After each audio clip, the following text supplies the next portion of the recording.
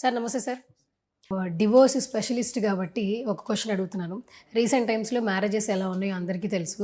అంటే ఒకప్పుడు ఏంటంటే పెళ్ళైన తర్వాత డివోర్స్ తీసుకోవాలి అంటే చాలా ఎక్కువ ఆలోచించేవాళ్ళు. అంటే నెక్స్ట్ ఏంటి అనేది ఒక చిన్న భయం ఉండేది. ఇప్పుడు డివోర్స్ అనే మాట ఎలా ఉంటుందంటే డైలీ మనం ఒక కాస్ట్యూమ్ మార్చుకున్నంత ఈజీగా డెసిషన్ మేకింగ్ వచ్చేస్తుంది. అంటే ప్రతి ఒక్క కుటుంబంలో కూడా అడ్జస్ట్‌మెంట్ అనేది చాలా తగ్గిపోతుంది. డివోర్స్ తీసుకునే వాళ్ళ సంఖ్య పెరిగిపోతూ వస్తోంది. సో, ఈ ఈ అప్పటికి ఇప్పటికి చాలా చేంజ్ వచ్చింది వివాహ వ్యవస్థలో. ఒక అడ్వకేట్‌గా ఏం చెప్తారు? వివాహ వ్యవస్థలో చాలా చేంజెస్ వచ్చినాయంటే మనకు ఇందులో సామాజికమైన మార్పులు దాన్ని. సో ఒక 15 ఇయర్స్ క్రితం అంటే ఒక 15-20 ఇయర్స్ క్రితం మేము ప్రొఫెషన్కి వచ్చిన కొత్తలో డైవర్స్ గురించి మాట్లాడాలంటే కూడా క్లయింట్స్ కొద్దిగా ఇబ్బంది పడుతుండే. కొద్దిగా వాళ్ళు మా దగ్గరకు వచ్చినప్పుడు కూడా ఏంటంటే షై ఫీల్ అవుతుండే, చెప్పాలన్నా వద్దా అని అదవుతుండే. తర్వాత 1, 2, 3 కన్వర్సేషన్స్ తర్వాత then they will open up అయిపోతుండే. ఆ తర్వాత డైవర్స్ అప్లై చేయాలని కూడా 1-2 సార్లు ఆలోచించుకుంటుండే. ఇప్పుడు ఈ ప్రజెంట్ జనరేషన్ ఇప్పుడు మనం మాట్లాడే టైంకి ఏమవుతుంది అంటే డైవోర్స్ అని మాట్లాడడానికి కానీ వాళ్ళు డెసిషన్ తీసుకోవడానికి కానీ భయపడతలేదు. క్యాజువల్ థింగ్ అన్న టైప్లో మాట్లాడుతున్నారు. అవును సార్, నేను పలానా వ్యక్తిని పెళ్లి చేసుకున్నా, సో కారణాల వల్ల పడతాను లేదు మాకు, సో ఐ వాంట్ డైవోర్స్ అనే పదాన్ని చాలా సింపుల్గా వాడేస్తున్నారు వాళ్ళు. దానికి డైవోర్స్ అనేది కూడా ఒక ప్రాసెస్ అనే విషయాన్ని మార్కెట్లో బాగా వెళ్ళిపోయింది. అంటే ఇద్దరు వ్యక్తులకు పడకపోతే డైవోర్స్ తీసుకోవచ్చు అనేది కూడా బాగా పడిపోయింది. దానికి ప్రధాన కారణం ఏంటంటే ఇండివిజువాలిటీ, ఫ్రీడమ్ ఎక్కువైపోవడమే ప్రధాన కారణం. ఇంతకుముందు ఏంటంటే ఎన్నోసార్లు చెప్పినట్టు ఏంటంటే మనది కుటుంబ వ్యవస్థ కాబట్టి కుటుంబం భయం ఉంటుండే, మైగ్రేషన్ లేదు. మైగ్రేషన్ లేనప్పుడు అందరూ ఒకటి దగ్గర ఉంటుండే కాబట్టి మనం ఆ ఇంట్లో ఉన్న అందరు వ్యక్తులను పరిశీలిస్తుండే, ఎటు పోతున్నారు, ఏం చేస్తున్నారు, ఎక్కడికి వస్తారు అని చెప్పి చేస్తుండే.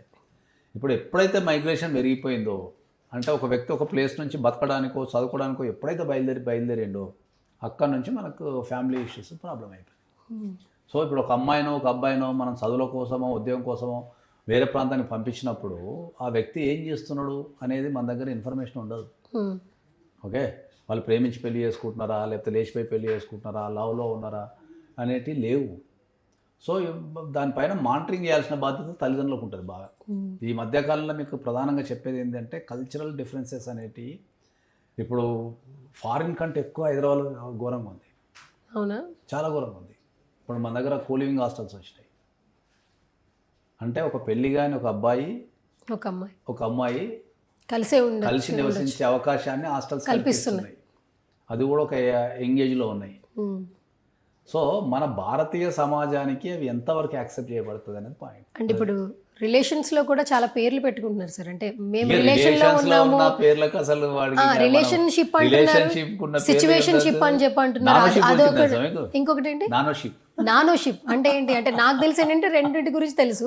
ఒకటి లివింగ్ రిలేషన్, ఒకటి రిలేషన్ అనమాట. రెండు వచ్చేసేమో సిచ్యువేషనల్ షిప్ అంటే ఏంటంటే నానోషిప్ అని వచ్చింది కొత్తగా. ఏంటి అసలు the relationship should be at least 1 or 2 days ఉంటుంది అంతే. అంటే ఓన్లీ 2 days మాత్రమే, అంతే. ఒక రోజు 2 రోజులు అంతే రిలేషన్షిప్ అంతే కదండి. నానోషిప్ అంటది కొత్తగా. సో సిచ్యువేషన్షిప్ ఎప్పుడో వెళ్ళిపోయింది, అది పాతది. అది ఇప్పుడు నానోషిప్ వచ్చింది. కాదు సార్, ఈ షిప్స్ లన్నీ ఎక్కడి నుంచి అడాప్ట్ చేసుకున్నారు మన వాళ్ళు? మీకు ఏమన్నా పరిశోధనలో తేలింది అసలు ఎక్కడి నుంచి వస్తుంది? క్లయింట్స్ వాళ్ళకున్న రిలేషన్ ని బట్టి దానికి పేరు పెట్టుకుంటారు. కంఫర్ట్ జోన్ అంతే కదా. ఒక వ్యక్తితో 2 రోజులు కలిసి ఉండాలనుకుంటే పేరు కావాలి కదా అని పేరు పెట్టుకుంటారు అంతే. మనం అందరికీ మనకి ఎన్ని చెప్పినా కూడా ఏంటంటే ఫైనల్గా ఏంటంటే ఇప్పుడు నేను ఉన్నా అనుకోండి, సపోజ్ నేను చాలా దేశాలు తిరుగుతూ ఉంటాను రెగ్యులర్గా. సో భారతీయ కల్చర్ని మించిన కల్చర్ అయితే ఇక్కడ చూడలే నేను. ఒక సిస్టమేటిక్గా ఉండి ఒక కుటుంబము, దాని వ్యవస్థ, ఒక ఎదగటము, కష్టపడటం అంతా ఒక పద్ధతి ప్రకారం చాలా మంచిగా ఉంటుంది. భారతీయ వ్యవస్థ అనేది చాలా మంచిగా ఉంటుంది. దాంట్లోకి డెవలప్మెంట్ అనొచ్చు, లేకపోతే ఇంకా వ్యక్తిగత స్వేచ్ఛ అనొచ్చు, ఫ్రీడమ్ అనొచ్చు, అన్నీ దూరిపోయి వ్యవస్థని నాశనం చేయడం స్టార్ట్ అయిపోయింది. అట్లా ఎంత అంటే ఒకప్పుడు మర్డర్ అనేది ఎప్పుడో బాగా విపరీతమైన కక్షలు కానీ లేకపోతే ఆస్తి పెద్ద ఎత్తున ఆస్తి తగాదాలు అని ఉంటే జరుగుతుండే. ఇప్పుడు రిలేషన్షిప్స్ కోసం కూడా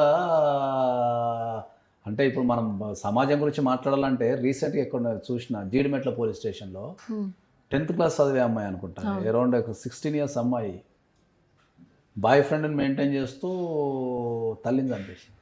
ఆ 16 సంవత్సరాలు ఉన్న ఒక అమ్మాయి ఒక తల్లిని చంపాలన్న ఆలోచన మైండ్లో వచ్చింది అంటే మన సమాజం ఎక్కడికి పోతుంది అనేది క్వశ్చన్. ఇంకోటి అందరికీ ప్రధానంగా చెప్పాల్సింది ఏంటి అంటే, ఈ సమాజానికి ప్రధానంగా చెప్పాల్సింది ఏంటి అంటే, ఫారిన్ కంట్రీస్లో కౌన్సిలింగ్ సెంటర్స్కి చాలా వాల్యూ ఉంటుంది.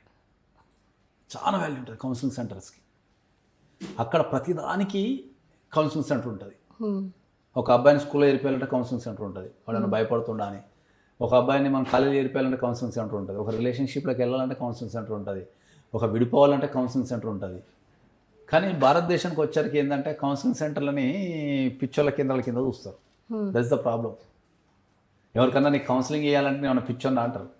కౌన్సిలింగ్ అంటే ఏముంటుంది అంటే, ప్రతి వ్యక్తి దేంట్లోనూ పర్ఫెక్ట్ కాడు. సో వాళ్ళ సొంత విషయం అనేది వాళ్ళకి అర్థం కాదు. అర్థం కానప్పుడు ఏంటంటే ఒక ఎక్స్పర్ట్ చేత కౌన్సిలింగ్ తీసుకుంటే మీకు సరైన గైడ్లైన్స్ కానీ సరైన నిర్ణయం తీసుకునే అవకాశం కానీ ఉంటుంది. ఓకే. ఇప్పటికీ మేము చాలామందిని ఎవరన్నా కౌన్సిలింగ్ రమ్మని పిలిస్తే, మాకెందుకు సార్ ఫస్ట్ నువ్వు చేసుకో అంటారు. కౌన్సిలింగ్ అంటే వాళ్ళందరూ ఏమనుకుంటారంటే మతిస్థిమితం తప్పిన వ్యక్తులకు ఇచ్చేదాన్ని కౌన్సిలింగ్ అనుకుంటారు. కౌన్సిలింగ్ అంటే మతిస్థిమితం తప్పే వ్యక్తులకు కాదు. మంచి మంచి చదువుకున్న వ్యక్తులు, మంచి మంచి పొజిషన్ ఉన్న వ్యక్తులు కూడా అప్పుడప్పుడు ఒక డిసిషన్ తీసుకోవడానికో లేకపోతే ఉన్న బాధని పంచుకోవడానికో ప్రాబ్లం అవుతుంది. నేరం అనేది ఎప్పుడు జరుగుతుంది అంటే, మన మనసులో ఉన్న ఏదైతే బాధ ఉందో అది పంచుకోలేనప్పుడే నేరం జరుగుతుంది. సింపుల్ అది. ఓకే. ఇప్పుడు ఒక వ్యక్తి చంపాలనుకున్నాను అనుకో, ఒక అమ్మాయి ఒక అబ్బాయిని చంపాలనుకున్నాను అనుకో, ఆ అమ్మాయికి ఒక 50 మందికి చెప్పింది అనుకుందాం, నేను పలానా వ్యక్తిని చంపుతున్నా అని. సంపనిస్తారా 50 మంది? సంపనిస్తారా? కదా. అంటే మేము పంచుకోవడం స్టార్ట్ చేసింది అనుకో, ఆ 50 మంది 50 రకాల సలహాలు ఇస్తారు. చంపడం ఎందుకు, నువ్వు జైలు పోతావనో, లేకపోతే అదా ఇద్దనో, లేకపోతే ఇంకా అంతకంటే బతకలేవా, లేకపోతే ఆ దరిద్రం వదిలిపెట్టానో ఇస్తారు తప్ప ఏ వ్యక్తి కూడా చంపమని చెప్పాడు. వీళ్ళు ఎప్పుడైతే ఎదుటి వ్యక్తితోని పంచుకోవడం తగ్గిపోతుందో అప్పుడు వీళ్ళు ఒక డిసిషన్ తీసేసుకొని ఇదే కరెక్ట్ డిసిషన్ అనుకోని దాన్ని అమలు చేసేస్తారు. అట్లనే ఆత్మహత్య కూడా అంతే. అది ఆత్మహత్యలు అన్నారు కాబట్టి ఈ మధ్యన ఎక్కువగా సూసైడ్స్ ఎక్కువ చూస్తూ ఉన్నాం సార్. బేసిక్గా మధ్యలో ఉన్నాయి సూసైడ్స్, హత్యలు, ఆత్మహత్యలు ఉన్నాయి. మొత్తం సమాజం అంతా చంపడం లేదా చచ్చిపోవడం, ఈ రెండు కాన్సెప్ట్లు తిరుగుతుంది సమాజం అంతా. ఓకే. ఆత్మహత్యలు కూడా అంతే. ఆత్మహత్యలు కూడా ఏంది అంటే, వాళ్ళకున్న బాధని పంచుకుంటే ఎవరన్నా ఏమనుకుంటారేమో, లేదా తక్కువ చూస్తారేమో, ఇట్లాంటి సంఘటనలతోని వాళ్ళు చెప్పుకోలేక వాళ్ళలో వాళ్ళే కుమిలిపోయి వాళ్ళు ఆత్మహత్య చేసుకుంటారు. ఇప్పుడు ఈ మధ్య కాలంలో మీరు అన్నట్టు ఎక్కువగా హత్యలు చూస్తున్నాం, ఆత్మహత్యలు చూస్తున్నాం. రెండు ఈ రెండు ఒకే రెండు కూడా రిలేషన్షిప్స్ లో ఉంటాయి. వెరైటీ మళ్ళీ ఎక్కువ లేవు. సరే, ఏ రిలేషన్ అయినా కూడా తక్కువ ఇప్పుడు. ఏ రిలేషన్ అయినా కూడా వాళ్ళు చెప్తున్న మాట ఏంటంటే, ఇది లవ్ తో స్టార్ట్ అవుతుంది. అది ఇల్లీగల్ అయినా లీగల్ అయినా లవ్ అంటున్నారు. ఒకప్పటి లవ్కి ఇప్పుడు లవ్కి చాలా చేంజ్ ఉంది. సో ఇప్పుడున్న వాళ్ళు చాలామంది చెప్తున్న మాట ఏంటంటే, ఎవరైతే ఈ సూసైడ్స్కి వెళ్ళిపోతున్నారో లస్ట్ని లవ్గా భావిస్తున్నారు, ఇది లవ్ కాదు అంటున్నారు. నేను చెప్పినా కదా అందరికీ ఏం చెప్తున్నా, ఇప్పుడున్న సమాజము ప్రేమ అంటే పడుకోవడం అనుకుంటున్నారు. ప్రేమ అంటే పడుకోవటం కాదు. అదే అందరికి చెప్తున్నా నేను. అందరూ ఇప్పుడున్న యూత్ కావచ్చు, ఎవరైతే రిలేషన్షిప్స్కి వెళ్తున్నారో అందరూ ప్రేమ అంటే ఒక వ్యక్తి కోసం నిలబడటం. ఎన్ని కష్టాలు వచ్చినా, ఎంత బాధ కలిగినా ఆ వ్యక్తి పక్కన నిలబడి నేను ఉన్నాను ధైర్యాన్ని చెప్పడం ప్రేమ అంటే. ఈ జరిగే హత్యలు కానీ ఆత్మహత్యలు కానీ వాళ్ళ డెఫినేషన్లో ప్రేమ అంటే పడుకోవడం అంతే. పడుకున్న తర్వాత అన్ని తీరిపోయిన తర్వాత ఏం లేదు కదా, జీవితం ఇంతేనా అని చెప్పేసి చచ్చిపోతున్నారు లేదా చంపేస్తున్నారు.